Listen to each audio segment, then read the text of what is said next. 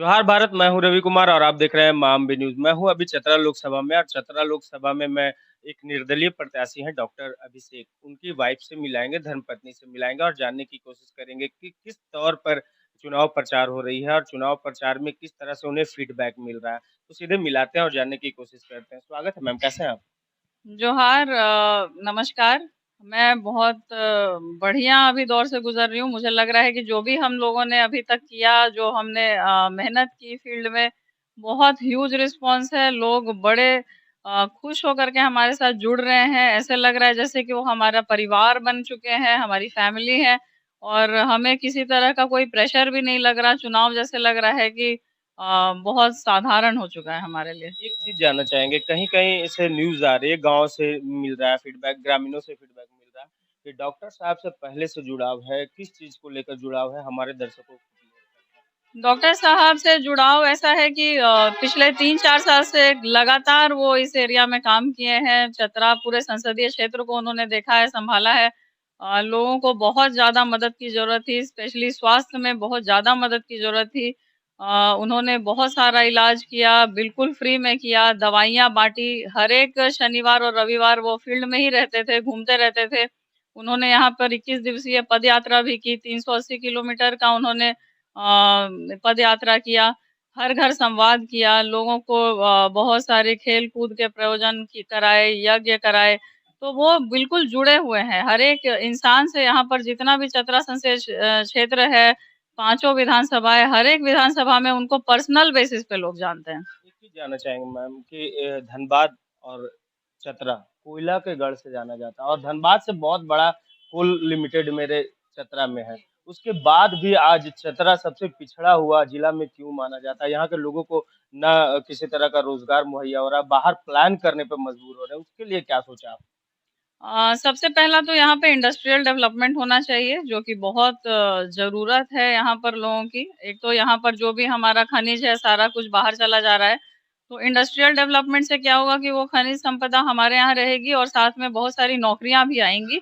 और एक इंडस्ट्री होने के चलते बहुत सारा फाइनेंशियल ग्रोथ भी होता है आपका, और भी मल्टी डायरेक्शनल ग्रोथ होता है। मतलब आपके अलग-अलग तरह के यूनिट्स यहाँ पर डेवलप होना शुरू हो जाएँगे, स्कूल, कॉलेज अपने आप आना शुरू हो जाएँगे।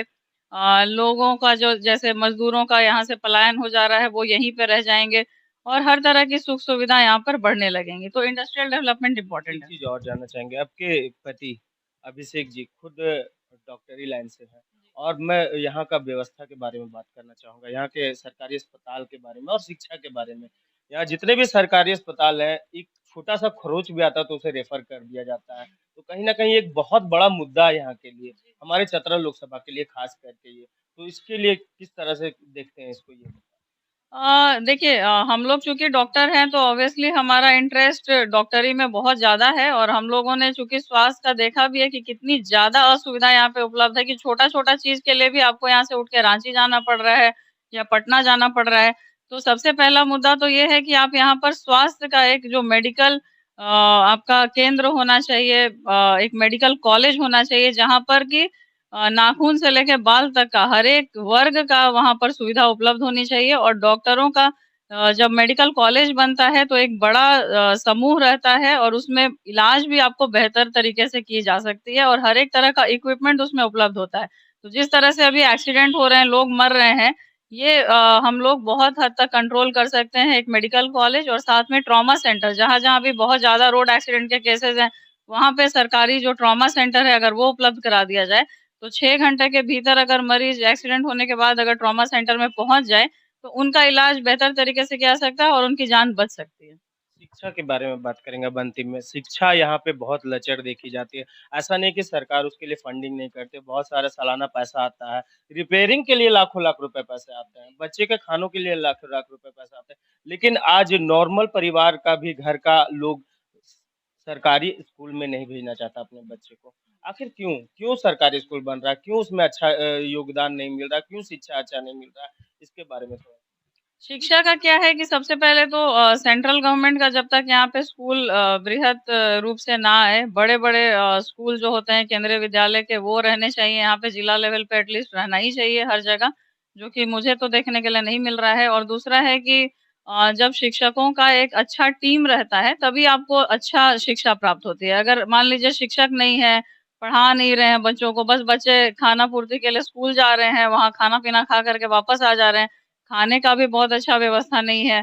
तो अगर हम लोग शिक्षा पे शिक्षकों पे अगर बहुत ज़्यादा ध्यान दें, जो स्कूल का जो निर्माण किया जाए वो भव्य तरीके से किया जाए, जिस तरह से केंद्रीय विद्यालय का होना चाहिए, तो वो अगर हो जाएगा तो ऑटोमेटिकली आप देखिएगा अपने आप ही वो चीज़ें लाइन पे आ जाएँगी और बच्चे अच्छे से शिक्षा ग्रहण कर अंत सकेंगे। में मैडम आप चुनाव का आखिरी दौर चल रहा है, 20 तारीख को चुनाव होने वाला है। क्या कहना चाहेंगे चतरा के लोगों को किस तरह से वोटिंग करें? क्या संदेश देना चाहेंगे? सबसे पहले तो मैं चतरा के लोगों से अपील करूँगी कि मतदान आपका सबसे पहला अधिकार है, जिस दिन आप पैदा होते हैं उस दिन ही आपको मतदान का अधिकार मिल जाता है इंडियन गवर्नमेंट से।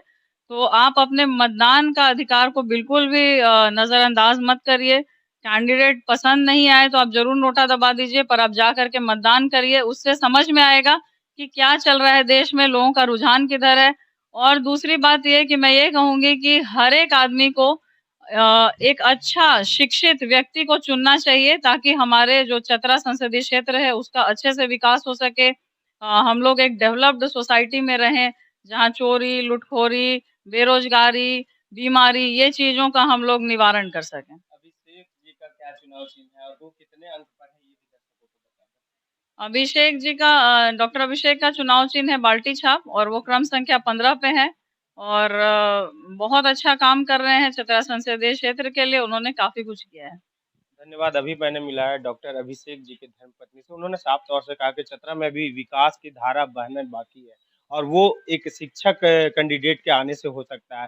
तो अभिषेक जी का कर्म संख्या है 15 और छाप है बाल्टी।